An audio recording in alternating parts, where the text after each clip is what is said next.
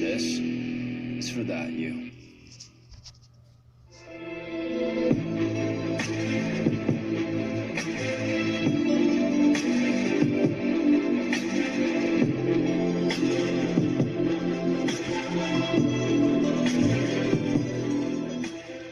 So we have a situation where the Ocoee, Florida Police Department was caught up in some serious buffoonery. Now, from what I understand, they had responded to the wrong house for a domestic violence call. So around 1 a.m., they came to the wrong house, and the homeowner proceeded to, get up and answer his door and, basically said for the people to identify themselves. Now, remember, these are the cops. So nobody identifies himself, so he's figuring, you know what, maybe he's about to get robbed. So what he does is he goes and fetches his firearm, and by the time he gets back to the door, he has a glass door. The police are shining lights through his glass front door and sees that he has a firearm and yells gun, and guess what? Went all guns out blazing and shot up the man's house.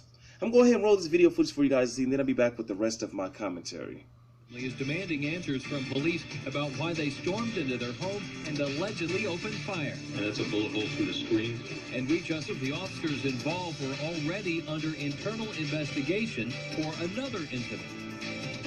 Tonight, we're still pushing for answers about how two Ocoee police officers ended up shooting at that house overnight. The family who lives there says the whole thing started when a patrol car showed up at the wrong place following a call for help that came from somebody else. It happened around 1 a.m. at a home on Belhaven Falls Drive, and that family told Channel 9's Field Sutton they're lucky to be alive.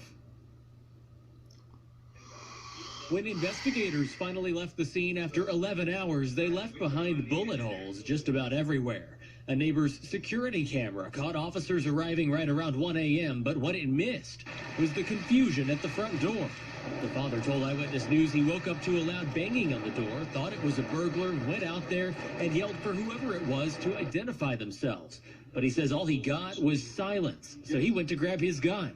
When he came back, he says officers had a bright light shining through the glass, saw that he was armed, and yelled, gun. Late this afternoon, I asked the Ocoee Police Department if those officers had any business being at that house last night, and they tell me that is now up to the FDLE to decide because an investigation is underway. That father says the department has not apologized, even though his home was sprayed with bullets.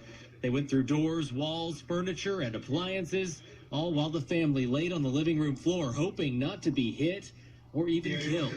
When the gunfire finally stopped, they say police came in and handcuffed the dad, the mom, and their 12-year-old son. Tonight, we've confirmed officers Carlos Anglero and Stephanie Roberts were the ones involved.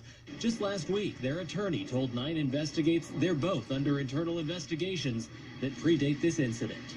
In Ocoee, Field Sutton, Channel 9 Eyewitness News.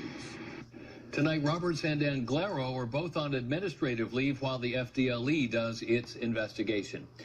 So if you go ahead and ask me